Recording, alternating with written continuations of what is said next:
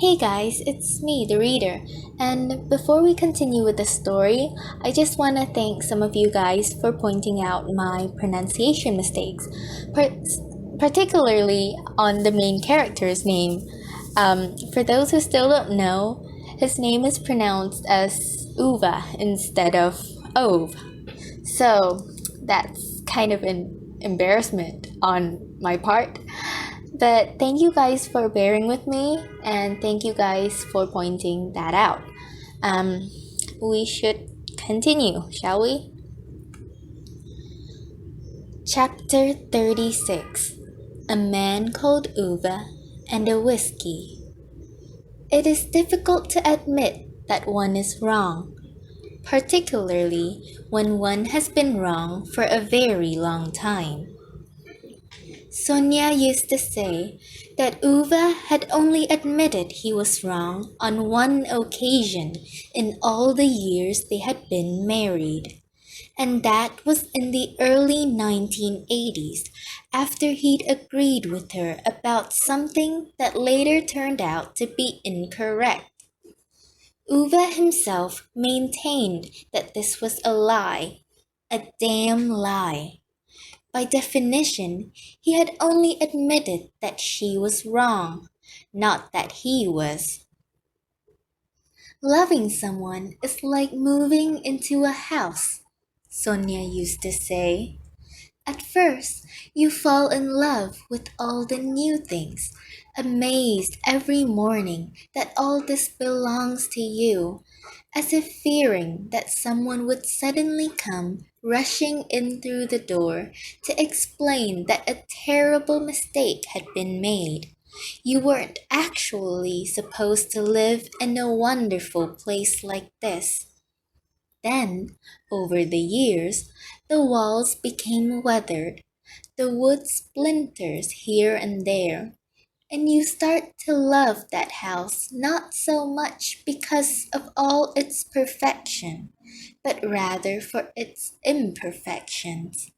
You get to know all the nooks and crannies, how to avoid getting the key caught in the lock when it's cold outside, which of the floorboards flex slightly when one steps on them, or exactly how to open the wardrobe doors without them creaking.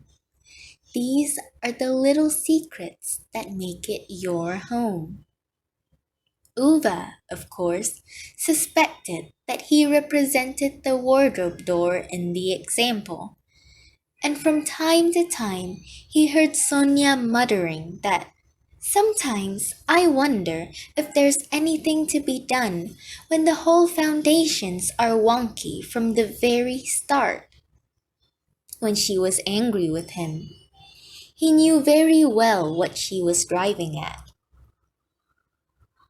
I'm just saying surely it depends on the cost of the diesel engine and what its consumption is per mile, says Pervane unconcernedly, slowing the Sab down at a red light and trying, with some grunts, to settle herself more comfortably in her seat.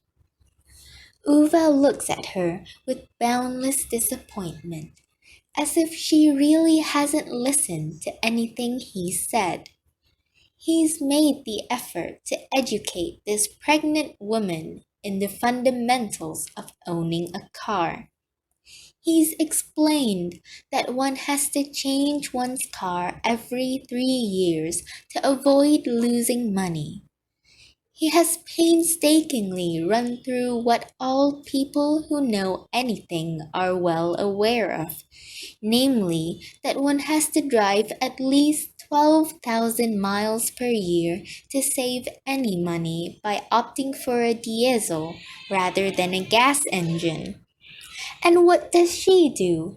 She starts blabbering, disagreeing as usual, debating things like, sure, you don't save money by buying a car new, and it must depend on how much the car costs.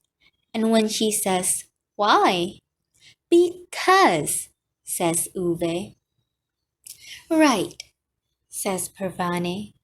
rolling her eyes in a way that makes Ove suspect she is not accepting his authority on the topic as one might reasonably expect her to. A few minutes later, she stopped in the parking area on the other side of the street. "I'll wait here," she says. "Don't touch my radio settings," orders Ove. "As if I would," she brays, with the sort of smile that Uwe has begun to dislike in the last few weeks. "It was nice that you came over yesterday," she adds. Uwe replies with one of his sounds that isn't words as such, more of a sort of clearing of his air passages. He pats him on the knee. "The girls are happy when you come over. They like you." Uwe gets out of the car without answering. There wasn't much wrong with the meal last night. He can stretch to admitting that. Although Uwe doesn't feel there's a need to make such a palaver about cooking as Parvani does. Meat and potatoes and gravy are perfectly adequate. But if one has to complicate things like she does, Uwe could possibly agree that her rice with saffron is reasonably edible. It is. So he had 2 portions of it, and the cat had 1.5. After dinner, while Patrick washed up, the 3-year-old had demanded that Ove read her a bedtime story. Ove found it very difficult to reason with the little troll because she didn't seem to understand normal argumentation. So he followed her with dissatisfaction through the front hall towards her room and sat on her bedside, reading to her with his usual Ove excitement, as Parvane once described it, although Ove didn't know what the hell she meant by that. When the 3-year-old fell asleep with her head partly on his arm and partly on the open book, Uwe had put both her and the cat in the bed and turned out the light. On the way back along the hall, he'd gone past the 7-year-old's room. She was sitting in front of her computer, of course, tapping away. This seemed to be all kids did these days, as Ove understood it. Patrick had explained that he tried to give her newer games, but she only wanted to play that one, which made Ove more favorably disposed both to the 7-year-old and to her computer game. Ove liked people who didn't do what Patrick told them to do. There were drawings everywhere on the walls in her room, black and white pencil sketches, mostly. Not at all bad, considering they had been created by the absence of deductive faculties and highly undeveloped motor function of a 7-year-old. Ove was willing to admit. None of them were of people, only houses. Ove found this extremely engaging. He stepped into the room and stood beside her. She looked up from the computer with the dour expression this kid always seemed to lug about with her, and in fact, she didn't seem too pleased about his presence. But when Ove stayed where he was, she pointed at last to an upside-down storage crate made of plastic on the floor. Ove sat down on it. and she started quietly explaining to him that the game was about building houses and then making cities out of the houses. I like houses, she muttered quietly. Ove looked at her. She looked at him. Ove put his index finger on the screen, leaving a large fingerprint, pointing at an empty space of the town and asking her what happened if she clicked that spot. She moved her cursor there and clicked, and in a flash, the computer had put up a house there. Ove looked fairly suspicious about it. Then he made himself comfortable on the plastic box and pointed at another empty space. 2.5 hours later, Parvani stomped in angrily and threatened to pull out the plug if they didn't call it a night at once. As Ove stood in the doorway getting ready to leave, the 7-year-old carefully tugged at his shirt sleeve and pointed at a drawing on the wall right next to him. "That's your house," she whispered, as if it was a secret between her and Ove. Ove nodded. Maybe they weren't totally worthless after all, those two kids.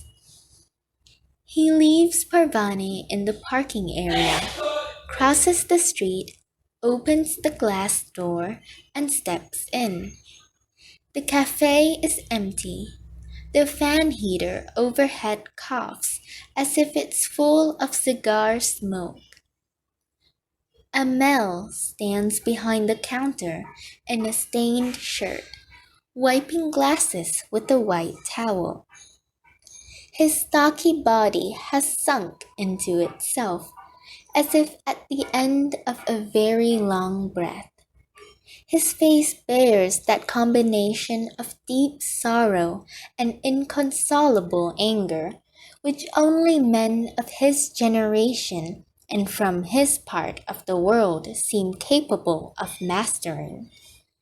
Uwe stays where he is, in the center of the floor. The two men watch one another for a minute or so. One of them, a man who can't bring himself to kick out a homosexual youth from his house, and the other, who couldn't stop himself. Eventually, Ove nods grimly and sits down on one of the bar stools. He folds his hands together on the counter and gives Amel a dry look. "I wouldn't be averse to that whiskey now if it's still on offer." Amel's chest rises and falls in a couple of jerky breaths under the stained shirt. At first, he seems to be considering opening his mouth, but then he thinks again.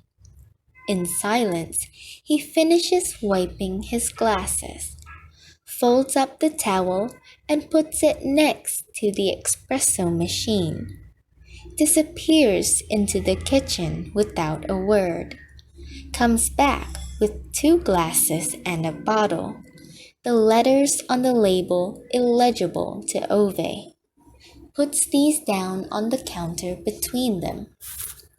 It is difficult to admit that one is wrong, particularly when one has been wrong for a very long time.